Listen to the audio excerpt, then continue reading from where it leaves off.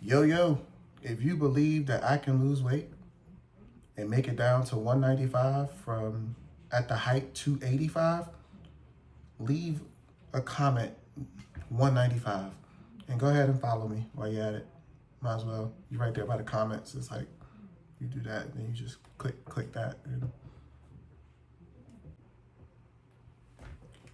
yo, it is Jimmy. Hold on, let me adjust this.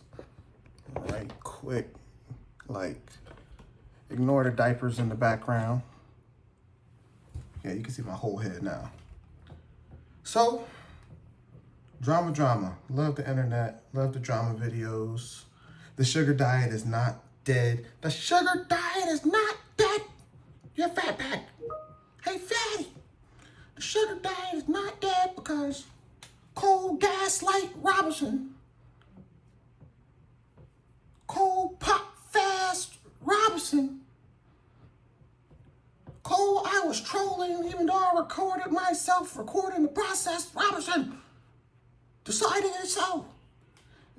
I don't understand why anybody would listen to Cole at this point if you're getting results. If you're not, pivot, of course. I know how I felt when I ate a bag of candy for lunch. It was horrible. I had energy, but everything else was off. My stomach was off, so I knew not to do it again. It worked for him. It didn't work for me, but the concept is not out the window. And I've never been a big proponent of the sugar fasting anyway. The sugar diet, as Mark Bell, so the difference between the two, delineated, I think is the word. But Mark Bell, he told us the differences. Sugar fasting is all sugar all day. Sugar diet, in his opinion, is sugar throughout the day. 1 meal a day, 1 to 2 meals a day. And that's what I've been doing, and I've been dropping weight consistently. I hit a new low last week, a 265.6. So once I get it sub 265, I'll do a weight video. But from there, I decided I had a long weekend ahead of me. Friday, Saturday, Sunday, ate what I like. And Friday, it wasn't crazy. I found myself getting full. I'm finding that when I do eat sugar and fat together, it feels better in my system. It feels like I'm digesting it better. It seems like I'm actually getting more energy off of it instead of becoming sluggish and sleepy. And I think that's all due to eating pure sugar, carbs, whatever you want to call it, by itself, and my body getting used to using it for energy. So I'm going to keep at it. It's still the best pre-workout I ever had with the least side effects. And right now, you might hear it, I have a sinus infection because my allergies decided to try to kill me. And ended up in the doctor this morning trying to get a prescription for allergies. Ended up with a steroid shot. Everything is clearing up a little bit now. But while I was there, they were like, you got a physical schedule. Do you want to do your physical now? Did my physical. Blood pressure. I never had high blood pressure, but I was always elevated. It was in range, and I was stressed out from being sick. So it was a great day. My hair made me an inch taller. So I got a tall reading in their charts, and that's awesome too. I was 270 with all of my clothes on. I haven't stepped on the scale. Well, besides the doctor, I'm not stepping back on the scale until I get a couple days under. That's another thing I'm gonna start to drop, scale worship. Like I just can't do it. I can't let the scale, like you'll be in a good mood, feeling good, feeling flat, feeling fit, and get on the scale and it change your mind. Like why should that number change your mind when there's so much going on in your body except for fat? Like you're holding more water. Holding water is not necessarily a bad thing because hydration, your body needs it. So,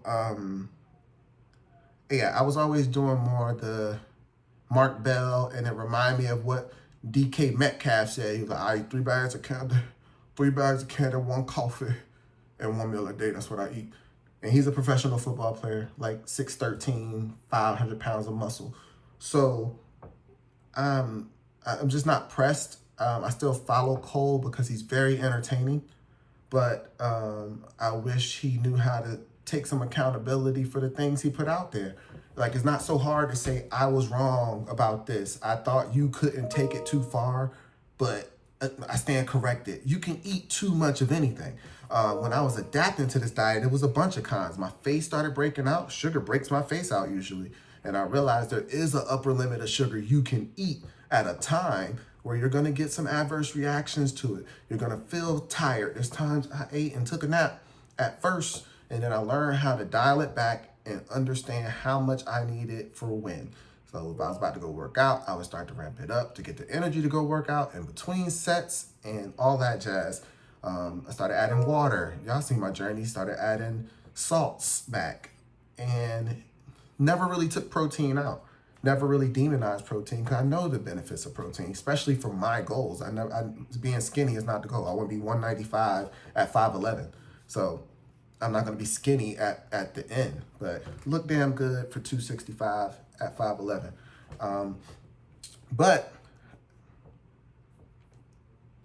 What else? Skin, my teeth. I was scared that my teeth were going to fall out my face, just the anxiety of eating sugar.